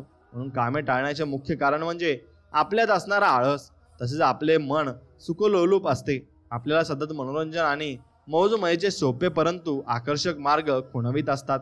यशाच्या मार्गात अडचणींचे डोंगर असतात हे आपण विसरतो आणि ते पार करण्यासाठी आपल्याला मनावर ताबा ठेवला पाहिजे. प्रबळ इच्छाशक्ती कायम ठेवून आपल्याला ध्येयाकडे मार्गक्रमण केले पाहिजे. यशस्वी व्यक्ती आपल्या मनाचे गुलाम नसतात तर स्वामी असतात हे देखील आपण विसरतो. म्हणून यासाठी एक उत्तम सल्ला आहे, कोणतेही काम करण्याआधी आपल्या मनाचा मूळचा सल्ला घेऊ नका. म्हणजे तुमच्या मूळच्या कलाने काम न करता आपले लक्ष योजना काय आहे त्यानुसार काम करा. जॉर्ज बर्नार्ड शॉचा बऱ्याच वेळा लिहिण्याचा मूड नसायचा, मात्र मूड असा किंवा नसो ते लिहायचे, कारण महान साहित्यकार होण्याचे आपले लक्ष त्यांनी कधीही नजरेआड होऊ दिले नाही. ते लक्ष पूर्ण करण्यासाठी त्यांनी ठरवले की मूड कसाही असला तरी रोज 5 पाने लिहायचीच. आज जर तुम्ही बी रुजवले नाही तर भविष्यात त्याची फळे मिळण्याचा प्रश्नच येत नाही. म्हणून सृष्टीचे सगळे व्यवहार हे कर्म आणि त्यापासून मिळणाऱ्या फळाच्या सिद्धांतावर चालतात. त्यामुळे तुम्हाला तुमच्या कर्माच्या प्रमाणातच फळ मिळणार आहे. तुम्ही काय करणार आहात हे महत्त्वाचे नाही, तुम्ही आत्ता या घटनेला काय करत आहात ते जास्त महत्त्वाचे आहे आणि त्यावरच आपले जीवन संपूर्णपणे अवलंबून असते. म्हणून मित्रांनो, जर तुम्हाला भविष्यात यशाची फळे चाकायची असतील तर त्यासाठी त्याची बीजे आज रुजवायला हवे. आणि जर तुम्हाला यश मिळवायचे असेल तर कामाला लागा आणि यश मिळेपर्यंत कर्माची कास सोडू नका. जर तुम्ही वेळेच्या सर्वश्रेष्ठ उपयोगाचा मार्ग शिकलात तर ते आचरणात आणलेत तर पुढे जाऊन वेळ तुम्हाला हव्या असलेल्या गोष्टी पुरस्काराच्या रूपाने देईल. सन्मान, यश, धन, सुख किंवा तुम्हाला हवी असलेली गोष्ट. जर तुम्हाला साप दिसला तर तो मारून टाका. सापावर समिती स्थापन करण्याची गरज नाही हे मात्र निश्चित. आणि हे फक्त मी उदाहरणासाठी सांगतोय. तुम्ही कोणत्याही जीवाची हिंसा किंवा हत्या करू शकत नाही आणि ते करूही नका. मी फक्त एक उदाहरण दिले आणि त्याला उदाहरणाच्या रूपातच तुम्ही नक्कीच घेतले पाहिजे, तरच तुमची प्रगती शक्य होणार आहे. मित्रांनो, एक गोष्ट अजून एक लक्षात ठेवा, तुम्हाला जीवनामध्ये भरपूर काही अडचणी येतील आणि भरपूर काही गोष्टी तुम्हाला शिकायच्या बाकी असतील, पण तुमची कार्यक्षमता तुम्ही वाढवायला हवी आणि तुमचे कार्य तुम्ही कसे वाढवू शकता यावर तुम्हाला जोर द्यायला हवा. तो जोर दिला तर तुम्ही भरपूर काही गोष्टी या जीवनामध्ये वाढवू शकता. सल्ल्यातून शहाणपण नक्कीच मिळतं, पण अक्कल ही अनुभवातून मिळवावी लागते. आणि तुम्हाला अक्कल ही अनुभवातून काय मिळेल, कारण तुम्हाला त्या स्वतःचे अनुभव हे जीवनामध्ये भरपूर मोलाचे असतात. ते स्वतःचे अनुभव जेव्हा आपल्याला येतील तेव्हा आपलं जीवनही त्या अनुभवानुसार घडत जात असतं. जीवन जर गुलाबासारखं प्रसन्न ठेवायचं असेल तर काट्यांशी लढावंच लागेल आणि ते लढावं लागण्यासाठी सर्वाधिक आपल्याला प्रयत्न करावेच लागतील. अति विचार करू नका, कारण तो काल्पनिक समस्या निर्माण करतो ज्या कधीच अस्तित्वात नसतात सुद्धा. म्हणून आशेच्या ऊर्जेच्या जीवनाचा कोणताही अंधार प्रकाशमय केला जाऊ शकतो आणि तो प्रकाशमय करण्यासाठी ती धमक आणि ते जरूर मेहनत तुमच्यामध्येच असते. फक्त ती बाहेर काढण्याची आशा असते. प्रत्येक क्षण आनंदाने जगा, कारण ओझे हे कष्टाचं कधीच नसतं, मनात चाललेल्या विचारांचं असतं. आणि मनात चाललेले विचार तुमच्या वेळ भरपूर वाया घालवत असतात. आणि जग हे तर्क आणि टीकेने नाही तर प्रेम आणि समजूतदारपणाने बनत असते. म्हणून प्रेम आणि समजूतदारपणा तुम्ही आयुष्यात नक्कीच ठेवायला हवा. आणि नाती नेहमी विश्वासाने टिकवा, कारण मूळ घट्ट असली की अस्तित्व दीर्घकाळ टिकत असतं. आणि विनाकारण काळजी करणे म्हणजे आपण कधीही न घेतलेल्या कर्जावर व्याज भरण्यासारखं असतं. म्हणून विनाकारण कधीही काळजी करू नका. विनाकारण काळजी केल्याने तुमच्या डोक्याला वेगळा ताप होऊन बसेल आणि तुम्हाला अजून खूप काही टेन्शन येईल. म्हणून आयुष्यात बदलून टाकणारे 3 गुरु असतात. ते दुखावलेलं मन असतं, रिकामे आपले खिसे असतात आणि आपल्या हातात आलेलं अपयश असतं. म्हणून एक कधीही आपल्याला सोबत पाहिजेच आणि ते आपल्याला टिकून ठेवलंच पाहिजे. आपली आवडच हीच आपली निवड असली पाहिजे, म्हणजे मनाची घालमेल थोडी कमी होत असते. आणि आल्या कितीही अडचणी तरी आनंदाने लढत राहावं. जीवन आपलंच आहे, त्यावर प्रेम आपण पूर्णपणे करत राहावं. कोणतंही सुख आयुष्यभर समाधान देत नाही, पण समाधानातच इतकं सुख आहे जे आयुष्यभर पुरून जाईल. आणि मनासारखी व्यक्ती शोधण्यापेक्षा मन समजून घेणारी व्यक्ती शोधा. आयुष्य तुमचे मनासारखे होऊन जाईल आणि मग तुम्ही आयुष्य चांगल्या रीतीने जगूही शकता. जीवनात तुम्हाला काय मिळालं हे महत्त्वाचं नाही, तर तुम्ही काय टिकवलं हे जास्त महत्त्वाचं आहे. आणि त्या टिकवण्यावरच तुम्ही पूर्णपणे भर दिला पाहिजे आणि तरच तुम्ही आयुष्यात भरपूर मिळवू शकता. जे घडतं ते चांगल्यासाठीच घडतं. फरक इतकाच आहे की ते कधी आपल्या चांगल्यासाठी असतं तर कधी दुसऱ्यांच्या चांगल्यासाठी असतं. म्हणून प्रत्येकाचा दृष्टिकोन हा वेगवेगळा असतो. कधी कधी दुसऱ्यांच्या दृष्टिकोनातून सुद्धा आपल्याला बघावं लागतं, कारण प्रत्येक गोष्ट ही स्वतःच्या दृष्टिकोनातून बरोबरच असते आणि ते आपण बरोबरच म्हणत असतो. पण आपण दुसऱ्याला विचारलं तर तो माणूस त्यात शंका निर्माण करतो आणि त्यातून आपल्याला सर्व सवयी लक्षात येत असतात आणि सर्व आपल्याला कळत असते. म्हणून दुसऱ्यांकडे काय आहे ते पाहून आपल्या सुखासाठी स्पर्धा केली तर स्पर्धा जिंकता येते, परंतु सुख कधी आपल्याला येणार नाही. सुंदरता नजर वेधून घेते, पण स्वभाव हृदय वेधून घेत असतो. आणि आयुष्यात सुद्धा एका अज्ञात पुस्तकासारखा आहे. पुढच्या पानावर काय लिहिलंय हे कुणालाच माहीत नाही. आणि शिक्षित असणे ही चांगली गोष्ट आहे, पण खरे शिक्षण तेच आहे जे अशिक्षितांचाही आदर करायला शिकवेल. आणि तुम्ही जर अशा लोकांचा आदर केला आणि त्या लोकांवर तुम्ही श्रद्धा ठेवली आणि विश्वास ठेवला तर ती लोकही तुम्हाला त्याच परिस्थितीनुसार बघतील. आणि अज्ञानी लोक हे फार हुशार असतात, फक्त त्यांना काही गोष्टी येत नाही, म्हणून त्यांना आपण अज्ञानी अजिबात म्हणू शकत नाही, हे मात्र निश्चित. मित्रांनो, एक गोष्ट लक्षात ठेवा, तुम्हाला भरपूर पुढे जायचं आहे आणि भरपूर प्रगती करायची आहे. त्यासाठी तुम्हाला भरपूर गोष्टी या मागे ठेवाव्या लागतील. आणि परिस्थिती बदलायची असेल तर सर्वात आधी विचार बदला. पण फक्त विचार बदलून चालणार नाहीत, तर त्या विचारांवर समाधान काय आहे तेही आपल्याला शोधायला लागेल. आणि तेही सापडलं तर मग आपण समाधानी राहू शकतो. चुका नेहमी काही ना काही शिकवतात, कधी चांगलं तर कधी वाईट. अनुभवांची जाणीव ते आपल्याला करून देत असतात. म्हणून चुकांपासून आपण नक्की शिकलं पाहिजे. आणि स्वप्ने थांबली की आयुष्य थांबतं, विश्वास उडाला की आशा संपून जाते, काळजी घेणं सोडलं की प्रेम संपून जातं. म्हणून स्वप्न पहा, विश्वास ठेवा आणि काळजी घ्या. आयुष्य खूप सुंदर होईल आणि सुंदर पद्धतीने आपण नक्कीच जगू शकू. आणि आयुष्यात गैरसमज न होण्यासाठी सर्वात गुणकारी औषध म्हणजे कानापेक्षा नक्कीच तुम्ही जे पाहिलेलं आहे ना आणि जे डोळ्यांनी तुम्ही पाहता त्याच्यावर तुम्हाला विश्वास हा मनापासून ठेवावा लागेल. तो विश्वासच तुम्हाला तुमचं खंबीरपणे आयुष्य जगण्यासाठी पुढे घेऊन जाईल. आपल्याला जे मिळालं नाही ते दुसऱ्याला तरी मिळावं हा विचार ज्या क्षणी आपल्या मनात जन्म घेतो तेव्हापासून खऱ्या अर्थाने आपला प्रवास निरपेक्ष माणुसकीच्या दिशेने सुरुवात करत असतो. आणि तो प्रकाशाला आपण भरपूर काही गोष्टी शिकतही असतो. म्हणून तुमचा स्वामींवर विश्वास असेल तर नक्कीच तुम्ही जीवनामध्ये भरपूर गोष्टी मिळवाल. आणि हा व्हिडिओ तुम्हाला मनापासून आवडला असेल तर नक्कीच या व्हिडिओला एक लाईक करा आणि कमेंटमध्ये श्री स्वामी समर्थ लिहा. आणि आपल्या चॅनलला सबस्क्राईब करून बाजूला असलेली घंटी नक्कीच दाबा. चला तर मग भेटूया नवीन एक व्हिडिओमध्ये. तोपर्यंत जय श्रीराम, श्री स्वामी समर्थ, जय जय स्वामी समर्थ. धन्यवाद.